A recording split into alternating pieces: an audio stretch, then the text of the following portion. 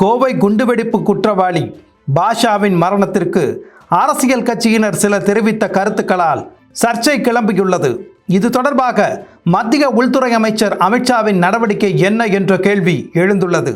கோவையில் 1998ஆம் ஆண்டு தேர்தல் பிரச்சாரத்துக்கு வந்திருந்த பாஜக மூத்த தலைவர் L K Advani R S Puram T B road சந்திப்பில் பேச இருந்த மேடைக்கு அருகே குண்டு வெடித்தது. தொடர்ந்து கோவையில் 14 இடங்களில் அடுத்தடுத்த குண்டுகள் வெடித்தன. அதில் ஆண்கள், பெண்கள், குழந்தைகள் என 58 பேர் கொல்லப்பட்டனர். 230க்கும் மேற்பட்டோர் படுகாயமடைந்தனர். 1000க்கும் மேற்பட்டோர் காயமடைந்தனர். நாட்டை உலுக்கிய இச்சம்பவத்தை விசாரிக்கும் வழக்கு கோவை மாநகர போலீசிடமிருந்து சிறப்பு புலனாய்வு பிரிவிடம் ஒப்படைக்கப்பட்டது. விசாரணைக்கு பின் தடை செய்யப்பட்ட அல்-உம்மா இயக்க நிறுவனர் பாஷா உட்பட 166 பேரை காவல்துறையினர் கைது செய்தனர். ஏப்ரல் 18இல் ஜாமீனில் வந்த பாஷா குடும்பத்தினருடன் வசித்து வந்தார். அவ்வப்போது தனியார் மருத்துவமனையில் சிகிச்சை பெற்று வந்தார். சில நாட்களுக்கு முன் மீண்டும் உடல்நலக்குறைவு ஏற்பட்டது. பீளமேடு தனியார் மருத்துவமனையில் அனுமதிக்கப்பட்ட அவர் சிகிச்சை பலனின்றி உயிரிழந்தார்.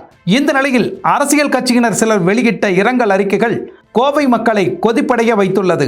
கால் நூற்றாண்டுகளுக்கு மேலாக சிறை கொட்டடியில் வாடிய சிறைவாசி அப்பா பாஷா அவர்களது மரணச் செய்தி அறிந்து பெரும் அதிர்ச்சியும் ஆழ்ந்த மனத்துயரம் அடைந்தேன் என சீமானும், பாட்ஷாபாய் புதைக்கப்படவில்லை, விதைக்கப்பட்டிருக்கிறார், சனாதனத்துக்கு எதிராக ஆயிரம் பாட்ஷாக்கள் உருவாவார்கள் என விசிகாவை சேர்ந்த வன்னியரசும், இஸ்லாமியர்களின் நலன்களை பாதுகாப்பதற்காகவே தனது குடும்பமே சிறைப்படுத்தப்பட்ட நிலையிலும் அவர் மனம் தளராமல் கொண்ட கொள்கையில் உறுதி குலையாமல் நெஞ்சுரத்தோடு வாழ்ந்தவர் ஒரு கைதியாகவே மரணத்தை தழுவினார் என்பது வேதனைக்குரியது என்றாலும் அது ஒரு வரலாறாகவே அமைந்துவிட்டது.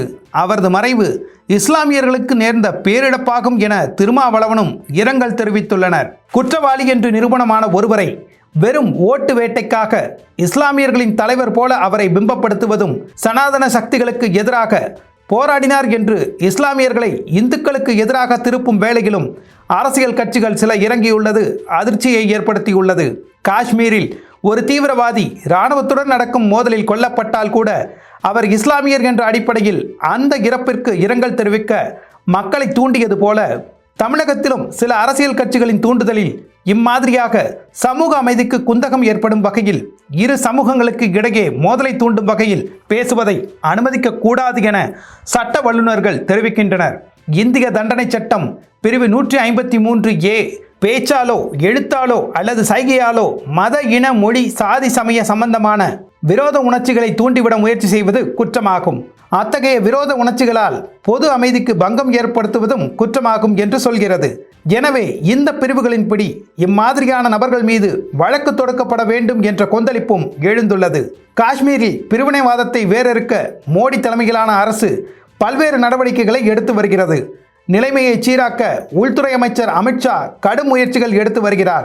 இந்த சூழலில் குறிப்பிட்ட சமூக மக்களின் ஓட்டுக்களை பெற குற்றவாளியின் மரணத்தை தியாகியின் மரணம் போல மாற்றும் விசிக மற்றும் நாதகவின் செயலை எப்படி ஏற்பது? சுதந்திர தினத்திற்கு வாகன பேரணிக்கு அனுமதி மறுக்கும் திமுக அரசு இந்த குற்றவாளியின் மரணத்திற்கு மட்டும் எப்படி அனுமதித்தது?